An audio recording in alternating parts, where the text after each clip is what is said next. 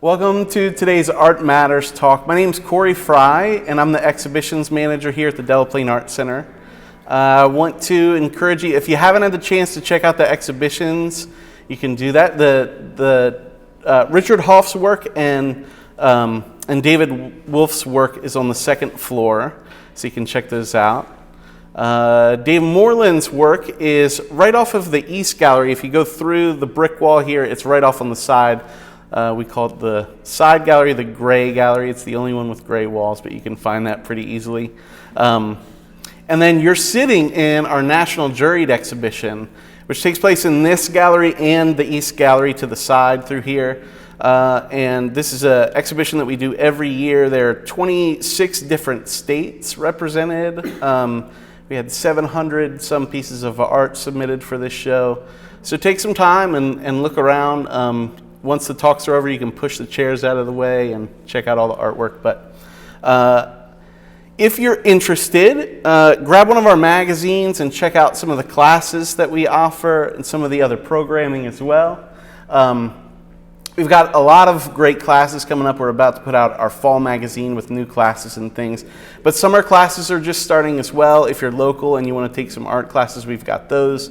We've got summer camps for kids and classes and workshops for kids as well, if you know of any kids that would like to take art classes and things. So we do a couple of these talks every month. So there's talks that'll be coming up in the future. And if you check out our YouTube channel, there are talks from the last 2 years on our YouTube channel as well. And this talk will be recorded and put up on our YouTube channel as well, if there's someone that you know that wasn't able to make it out. So they can check that out in the future. Let's see here. I saw Richard just walk in. Hey, Richard. Hey. We'll go ahead and have David Wolf and then Dave Moreland, and then Richard will have you share at the end here. But I'm going to go ahead and read the bios for all three, just so that we can, they can transition through. But David Wolf is a graduate of Indiana University with an MFA in painting from Maryland Institute College of Art, and has been working as an artist for over 50 years. His work has been exhibited in many venues nationwide, including more than 30 group and solo shows, and can be found in numerous public and private collections. Dave Moreland, who you'll hear from, is a retired professor emeritus from Frederick Community College with a BA from the University of Iowa, and both an MA and an MFA from the University of Wisconsin. He's also taught drawing, painting, two-dimensional design, three-dimensional design, art history, and more at institutions across the Northeast, Wisconsin, Iowa, and Idaho. Dave has exhibited his work locally, regionally, in various places across the country. And Richard Hoff is an artist and author and a graduate from the Newark School of Fine Art and Industrial Art Fine Art and Industrial Art and the Maryland Institute College of Art. Richard's work has been included in the prestigious Pennsylvania Art of the State competition for 8 years, and he's represented in public and private collections, including the Butler Institute of American Art, WellSpan Health System, and Bank of America. In 2015, Hoff was awarded Master Pencil Artist signature status by the Pencil Artist Society of Canada. Hoff's drawings have been featured in American Artist and the premier issue of Drawing Magazine. He lives with his wife and cat Ginger in Felton, Pennsylvania. But if you would welcome with me first, artist David Wolf. Good afternoon. My first gallery exhibit was in 1971 at the Lynn Kotler Gallery in New York City. And I'm sure that gallery no longer exists. I'm not sure about Lynn Kotler. And sometimes I'm not sure about me, but in any event, in the succeeding 51 plus years, I have continued to paint. with a very simple motivation, and that is to communicate what I find interesting about the world around us. In 1997, I moved to Santa Fe, New Mexico with my wife, and at that point my subject matter was mostly the spectacular skies and mountains of the Southwest. I began to notice, coming from Maryland, I began to notice there were things growing on the ground in New Mexico, which kind of surprised me because it looked like if you drive from the airport in Albuquerque north 50 miles to Santa Fe, you see brown, various shades of it, but it doesn't seem like anything's growing. But I began to see what does grow, and it's sparse, but it's resilient, it's tough, it's interesting plant life that is just kind of an amazing to look like. So I changed my subject matter in about 25 years ago, and I continue to do that to this day. And it's sort of a metaphor on what I feel about life. It is resilient, it is interesting, and I have been painting, as I said, for 25 years, using that as a major subject matter. So my first show in New Mexico featured work from the plants around my house, mostly very, very small plants that you would almost not see. This is one of the paintings from my first show at the Peters Gallery in Santa Fe.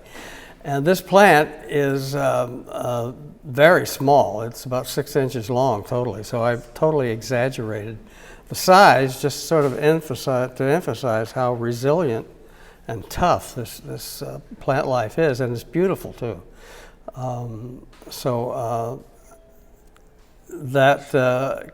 I had several pieces in that show from the plant life around New Mexico. After 18 years in Santa Fe, we moved back to Maryland. And in terms of my subject matter, it was like parachuting into a jungle because, of course, the plant life here is just everywhere. I got a lot of exercise in New Mexico walking around finding subject matter. Here, not so much. So anyway, this is coming back to Maryland, and the subject matter is the same, but the plant life is totally different. It's just and I have to admit, after 18 years, I began to run out of ways to depict cactus. So this was a nice change, and of course the subject matter is just endless. And also, as I work, every painting I make, there is an element of change in each one of them. Sometimes it's very change from the previous work. Sometimes it's subtle, and sometimes it's quite dramatic. I decided I wanted to try to create a background that was not the normal vegetation background, but something with an abstract quality, and see if I could actually make that work. And that's one of the things that keeps you going after 50 years. New challenges, new ideas, you pursue them and to see if it works. And so that's what I did with, and besides, with all the subject matter available in Maryland, it made it much easier than if I was still doing cactus. And this is another, that previous work and this work was also in the show. And I'm continuing to work with the flowers and the abstract background. It also sort of opens up, if you want to pursue it, a question of what's abstract and what's real. In my mind, that green stripe along the side is real. It doesn't represent anything else. It is what it is. It is a green stripe. The flower is fake. It's not a flower, it's paint. It's paint made to look like a flower, but so you can, get into discussions about that don't go anywhere. But anyway, it's something interesting to look at. In my mind, Jackson Pollock was a realist. And that's it.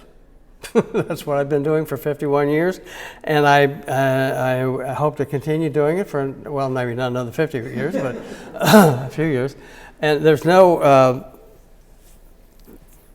element really of environmental about it, but it's Ben Franklin had when he's talking about democracy, and my take is, this is nature if we can keep it.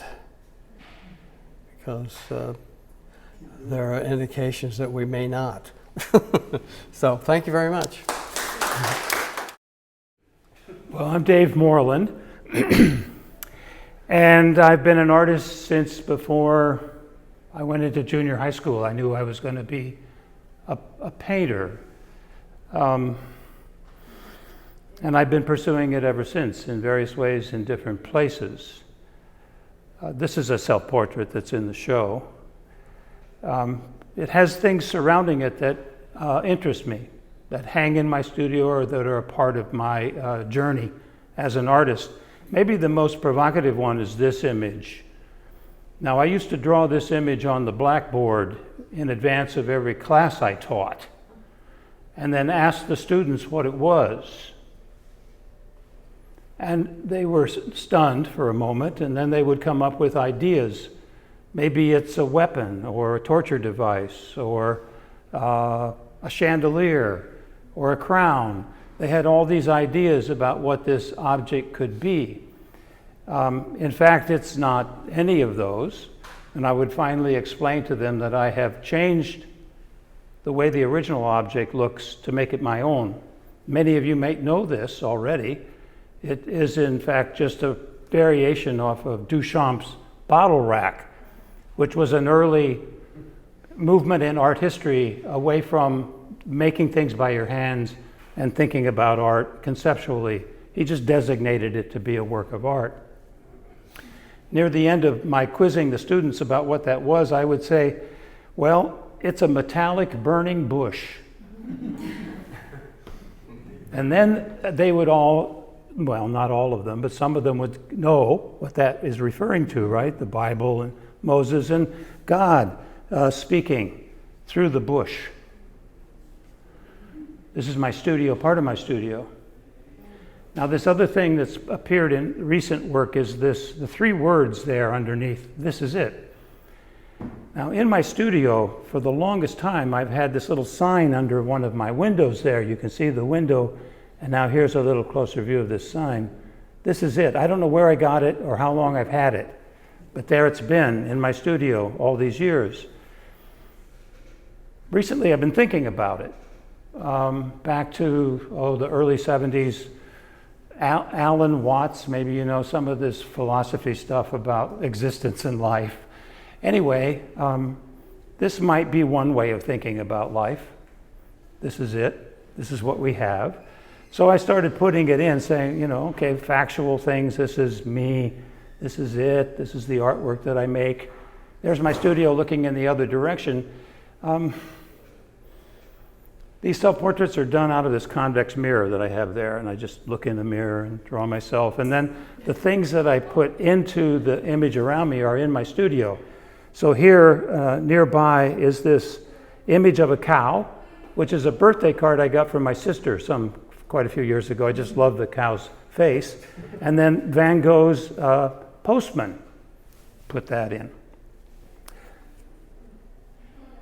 Now, cows have been a part of my imagery for many years. I grew up on a farm in Iowa, and I loved cows. And when I started into art school, I started doing images of cows. I think my first successful painting was the one there on the right.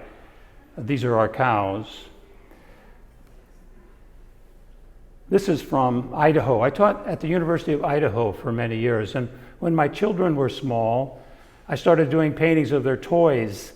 And so this was a kind of a fantastical, imaginary, toy-like cow. Two of them. I've got a hold of their tails And if I let go of the tails, they would just float away. Kind of a surreal image, actually. But there's the cows again. And in my backyard is a life-size sculpture of a cow that I made for a show here at the Delaplane quite a few years ago. It was a collaborative show with the Museum of Frederick County History here, and the artist went into the museum, picked an object, and then made an artwork in response to that object.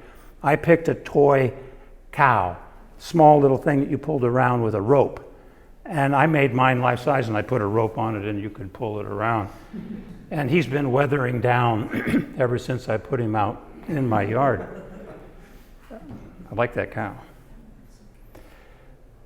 Now, every year, recently here at the Delaplane, they've been doing what they call the Over 70s show.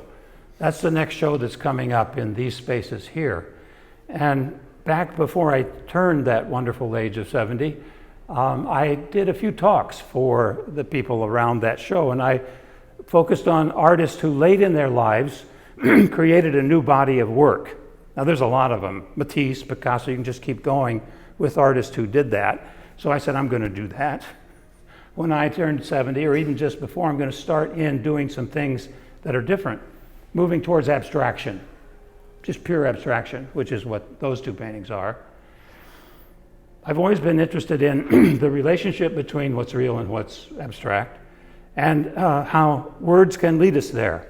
So calligraphy has been something that I've dealt with. Those are three words, actually four. The Epiphany of Kandinsky is what that says. Kandinsky was famous for being one of the first abstract artists. So I figured he had an epiphany at one point in order to become an abstract painter. So here's a painting that I did with those same words, the Epiphany of Kandinsky, just kind of abstracting and playing around with it. Kandinsky's image is in there. Here's a self-portrait done about the same time. I guess that's kind of mind-blowing, huh? Okay, so the first show that I did here at the Delaplane after turning 70, it's been a few years back, was a show of abstractions. So I actually accomplished what I wanted to do. And these were the kinds of abstractions that I showed.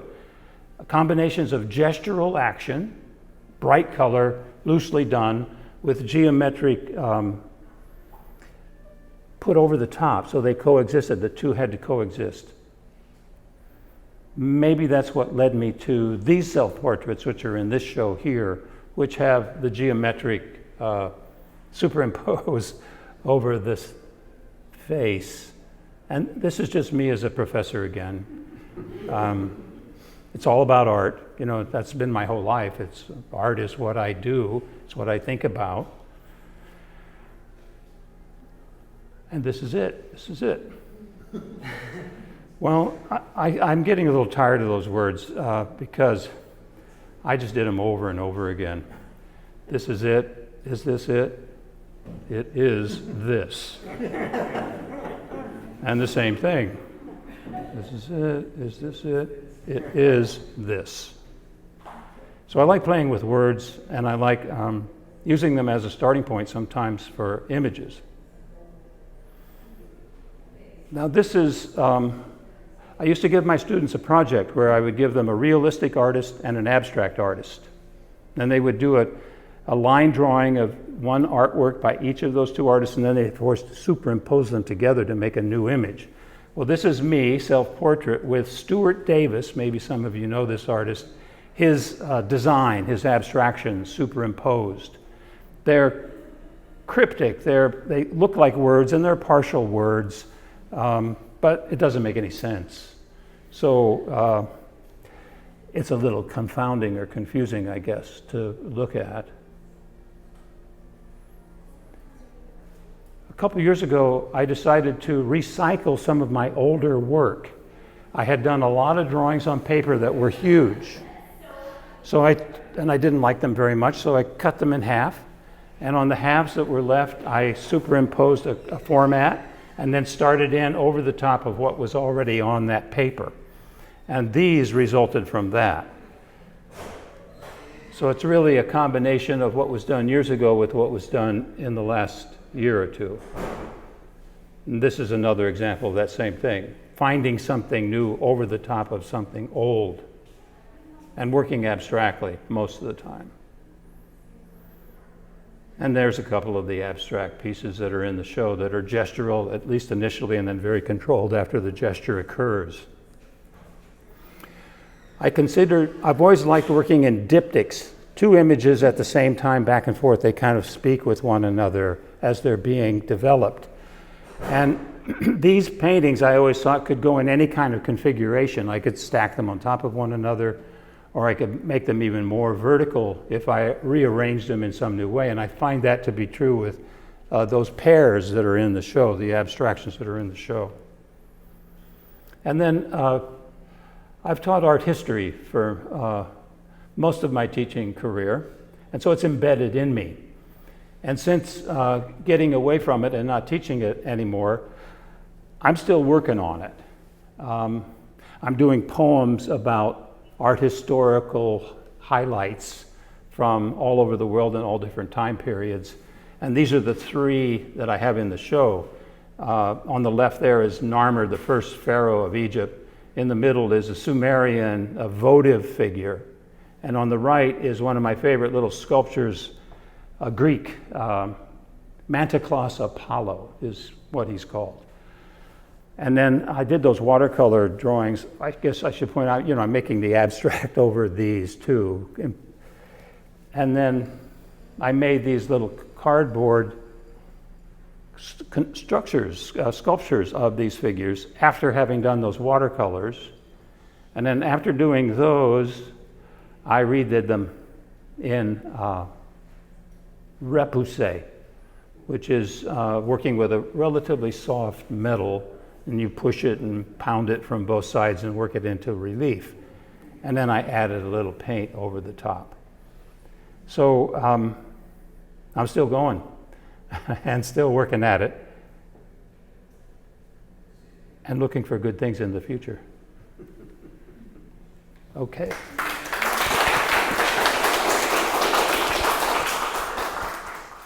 Welcome Richard Hoff, everybody. What a great show, or three shows. I've been listening to the first two artists, and I'm thinking, you've got a well-rounded presentation. It's just not one, it's not all realists, it's not all abstractionists, whatever. You really get to see three different points of view. My show is entitled Inventing History, and this book, I usually, it travels with me for most of the shows. If you purchase a drawing, you receive a complimentary book. Or if you would rather, you can buy a rather expensive book and get a complimentary drawing. The reason the show is called Inventing History is because none of the people or the places exist. They're all made up. That comes from my mind. I think of these different situations, and then I research the photographs. The houses maybe never sat next to one another. In this particular drawing, it's kind of an exception because these houses do exist side by side, but that child is not from that neighborhood, nor the tricycle or the dog. And everything I do takes place in the 1940s. So you're probably asking, or probably thinking, this guy's a lot older than he looks. It's not the case. My parents told me a lot of neat stories about their life in the 1940s, about my father going off to war, about the experiences my mother had on the home front. And some of these stories were intriguing and very romantic. And they were what you would call folk tales. And I'm kind of continuing that, except that mine are visual folk tales. And everything I do is in black and white, which I find to be highly appropriate for depicting the 1940s, because most of the photography in the 40s was in black and white. When I put a drawing together, it's kind of like, if you want to use a metaphor, it's like putting together a show on Broadway. First of all, you have to come up with the concept of what the drawing is going to be about. If you were doing a play, what would the storyline be? You have to think about casting the characters. And so instead of throwing out a huge casting call, I go to my archives of photographs or my library. And you have to then think about the scenery, the background. And you put all these things together with the express purpose of convincing the viewer that this actually existed, that this moment in time actually happened, but it never did. So that's where my challenge is. It's to convince you that you're looking at an event that happened. Hence, once again, inventing history. I really had to work hard to come up with that title. I made a list of about 25 or 30 titles, and finally I felt inventing history is a good title. Oh, by the way, the subtitle is Cherished Memories of Good Times That Never Happened. So, are there any questions? No? Oh, yes. I don't know if this is a legit question, but I have a question about your technique. The pencil marks are so smooth. Is that like, do you use a very hard pencil, a very soft pencil? Do you just go in circles so that it's like one big smudge? I use magic pencils. No, to be serious with you, I just use ordinary pencils. I use a good paper, though. Some people think that if they look at the texture, they think it's pointillism. And I tell them I'm crazy, but I'm not that crazy. I like to refine my shading and make it very meticulous, but I find that I do it until I get to the point where I'm going, and then it's time to stop, you know. Let me think about it. You made me think about something, but at my age, I might get off on another topic like my knee replacement or something. Any other questions? Come on, I'm dying here. Give me a questions. No? No questions? Question. Yes, sir. So there are different shading. Is it one pencil or you have different pencils to? Well, there are a number of grades of pencils. I kind of stick with HB, 2B, and 4B because the texture of the paper works for you. You don't have to use the softer 6B and 5B pencils, which create the darkest mark. And also I build up my shading, the darkest areas. Some people might approach dark shading where you really have to bear down on the pencil, but what that does, it creates a sheen that when you try to photograph it, it bounces back at you. And also when you look at it, it's annoying because you see the strokes of the pencil. So I very carefully build up my darkest areas. I'll start off maybe with a 4B, or if I'm working in a really fine area like a person's face where I don't have a lot of wiggle room, I'll use a 2B or an HB. And after I've shaded with the 4B, I go back with the 2B and I crosshatch and refine that into the paper.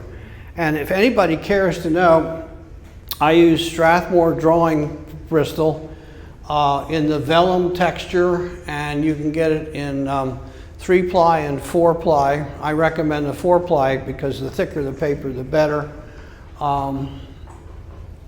See if I had anything else I was going to say to you about my work. Can I ask a question? Yes. This is really a dumb one, but do you ever use a straight edge to make some of these geometrical lines that are in that? That's a good question, okay? This is all done on the computer, and then it's created, it's transferred to the drawing paper. All the all the composition and the juxtaposition of everything in there is, when I finally get to the point where I like it, then I put it on paper, transfer it, and my whole line, all my line work is ready for me. And the beauty of that is that the straight lines or the curves or whatever can all be done on the computer. And if you, like, sometimes I go crazy. Do I want the dog in there? Do I not want the dog? Well, what I do is I just resave the program or the piece as layout number 2. And if I think of something else, it goes layout number 3. Sometimes I go as many as 7 layouts, but that enables me to pop things in and out. And also you can turn off layers. So if the dog is on a layer and I want to look back and forth, how does it look? Does it look better without the dog? Just pop that little eye on there and the dog disappears.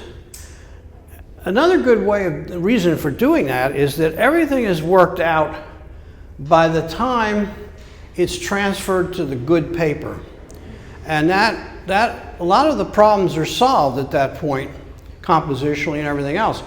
Because if you don't and you're drawing it, you say, gee, I should have drawn that a ½ inch to the right or to the left or up or down. Well, as soon as you start erasing, whether you use what they call a kneaded eraser or a hard eraser, you're changing the texture of the paper. That tooth, that beautiful tooth that comes with the paper, is being altered. And if you're doing a large shaded area, like a sky, for instance, with no clouds, you don't want to be working on that sky and then have a damaged area because it'll show. The texture will be different.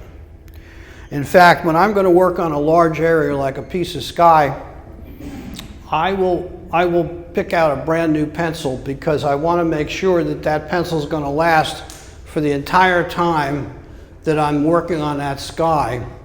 And it doesn't give out because, I don't know whether you know this or not, but pencil companies are not reliable. You can pull out a 2B pencil of the same manufacturer and be working on that, and if it gets too short and it runs out on you in the middle of the sky, you pull out another 2B, it could be harder, it could be softer. They're not as standardized as they should be.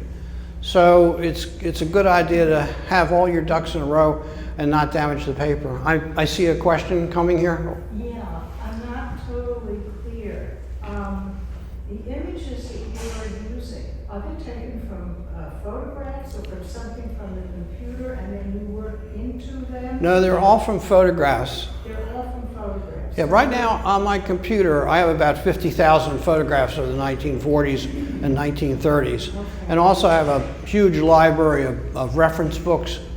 But what I have to do is to avoid any kind of copyright problem is I alter what I use. Now, after 100 years, copyrights run out. Unless, I think there's probably an alternative to that if somebody buys a copyright. I'm not quite sure. But anyway, getting back to that, yeah. Okay, so you're using photographs. Yes. And you're picking and choosing what you want to incorporate into your composition. Yes. Are you then manipulating it and then you're printing it out on paper and then working the pencil into it once it's printed? What I'm doing is I'm drawing from the photographs. Like for instance, if I'm using like the child that's running, Right. I'll put that photograph in front of me and draw him. And then if I want to change him, I'll move his arm a certain way. You draw him on the computer. Well, You're, on paper, Yeah. and then all these little elements I digitize and put into in the computer. Wait a minute, I got somebody in the back that's been wanting to ask. No, my question was very similar to the woman. I was wondering what was the kernel, how it started. I wanted to back up, and that's what you just addressed. Yeah. The photographs. And Okay. So before I knew that you were going to photographs, I thought it was fantasy from your parents' stories, and you were kind of. Some of them are, but I'm running out of stories, or I should I say, I ran out of stories. So it's not like a past, like a city, or like a country scene, and then you change it in your mind. Yeah, It's strictly, it's on a photograph, and then you change it. yeah, you're correct. But like a lot of people, when they see drawings like this, they think, oh, this is like classical stuff. This is representational stuff. It's probably done in the old way. They don't realize that how important the computer is in the process. But it frees me up so greatly in terms of composition and how I look at things. Any more questions? No? Okay. Well, thank you for giving up part of your weekend.